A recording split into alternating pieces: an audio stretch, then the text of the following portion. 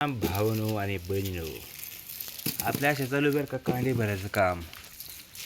असे कांदे आपले आणि हे चावणत लेबर लावेल हे दोन. आता हे लेबर असं आहे ना, 3-3, 4-4 रुपये देऊन 2 तास तुम्ही दुपारी खाल्लं. असं काय खाल्लं हे मला कळना जो. आणि आता चालू केलं बरं का. आता आपल्याला न्यायच्या 12 गोण्या. आणि मित्रांनो, भाव 500-600 वाढ होता. आता परत 400-500 रुपये पडून गेला. ते कांद्याचं काय काही टाळमेळ लागा ना गाड्या. 60,000 रुपये खर्च केले, पण ते पैसे घ्यायचे ना की रडवून पैसे वाढवते. 3,000 घे, 3.5 घे. आता हे कांद्याचं जर पाणी मित्रांनो, या कांद्याला कमीत कमी 20 रुपये किलो तरी भाव भेटला पाहिजे हो. कारण की एका एकरामध्ये जुनं पूर्वीचं उत्पन्न होतं 15 टन. आता ते उत्पन्न 15 टन घसरून 7 आणि 8 टन 10 टन असं उत्पन्न होतं एकरी. आणि तो खर्च जास्त होता. तुम्ही विचार करा मित्रांनो, जर 50-60 रुपये घालून तेवढे कामाला 3 महिने आपला गोण्या न्यावला सलग.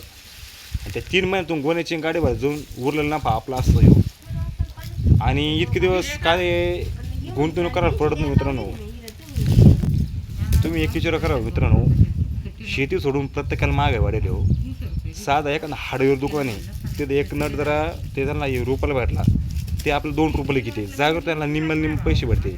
आणि आपला हा जो माल आहे याला 60,000 रुपये खर्च करून एक 5-6 महिने थांबून पैसे घ्यायचे. आणि पैसे घ्यायच्या टायमध्ये बी आपल्याला नफा भेटतो, तोटा घेतो हे पण सांगणार नाही. त्याच्यामुळं आता मित्रांनो, एक आपला असं कोणतरी एक साईड बिझनेस करायला बरं का. साईड बिझनेस केला ना तर मग शेतीचे पैसे काही वेळ महाग पडत जाईल. कारण की आज प्रत्येकाला महागाई वाढवली आणि शेतीचे उत्पन्न घडले आणि मालाचे भाव पडले. त्याच्यामुळे आपला शेतकरी कधीच सुधरू शकत नाही. आता इकून तिकून 400-500 वाढले भाव, परत आता पडून गेले भाव. मग ते नेमके शेतकऱ्याला या अशा अडचणी येते. आणि त्याच्यामुळे शेतकऱ्याने आता शेतीवर जगणं थोडं अवघड झालेली. आता काही म्हणून बाबा आम्हाला कमेंट करीन, शेतीवर नाही जगाता मग कशाला जगाता.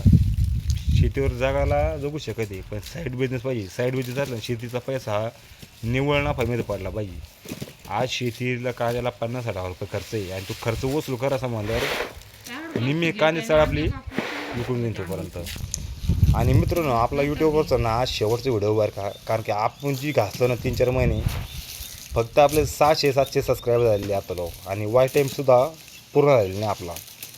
ते आपले काय अपेक्षा होते बरं का, आपली ह्या दिवसामध्ये कमीत कमी 3-4 हजार सबस्क्रायबर व्हायला पाहिजे होते, पण तसं झालेलं नाही.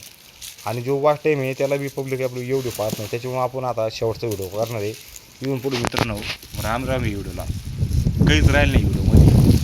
व्हिडिओमध्ये फोकसला कमी येतं, पण चव जास्त प्रत्येक पाहुणे रावळे हाजी ही की हे हसणारी नाही आणि पावट राहते हो. आणि हसणारी लांबचे राहत नाही, हे आपले राहते घरामधले. पण आम्ही काय टाळर का, आम्ही यूट्यूबला आलो म्हणजे आमची बी 4 जे हसन ना ते फसन असं आहे. आणि हसणाऱ्यामध्ये काहीतरी कला आहे म्हणून लोक आपल्या हसते असं आपण ठरवतो बरं का. हसणाऱ्या म्हणा तुम्ही किती हसा, आम्ही व्हिडिओ दररोज काढणार आहे.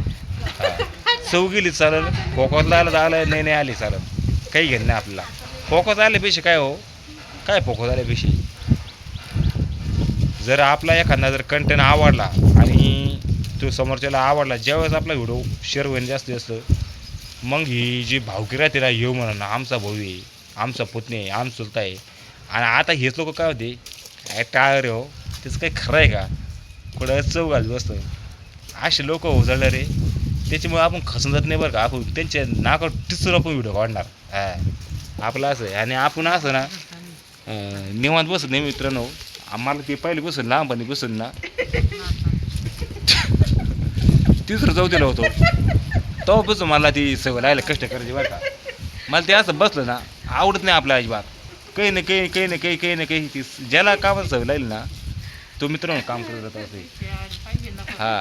आणि आता पूर्ण गोण्या ना एवढं 10-12 गोण्या मी जागते टाकल्या बरं का. कमून टाकल्या माहिती का, कमून टाकल्या. कारण ही टुकरी भरायला काय सडेल ना, लय 3-3 हाता खराब झाल्या पाहिजे. हे वरच्यावर माल पाहिजे आपण, शुल्क काम करत आपण. आणि मित्रांनो, जर आज ह्या व्हिडिओला 5-6 हजार व्ह्यूच्या पुढे जर गेले नाही तर खोटं बोलले मी तुम्हाला, उद्या आपला व्हिडिओ दिसणारच नाही तुम्हाला. त्याच्यामुळे या व्हिडिओला तुम्हाला 400 बघतो. आणि आपला व्हिडिओ जर नवीन असलं तर आपल्याला 100% लाईक करा, सबस्क्राईब करा आणि चान्स चांगला कमेंट करा. आणि आपलं प्रवीण बनसोडे पाटील ही इंस्टाग्रामवरती ID आपली, आपल्या आयडीला नक्की फॉलो करा. धन्यवाद. जय हरी, जय माऊली.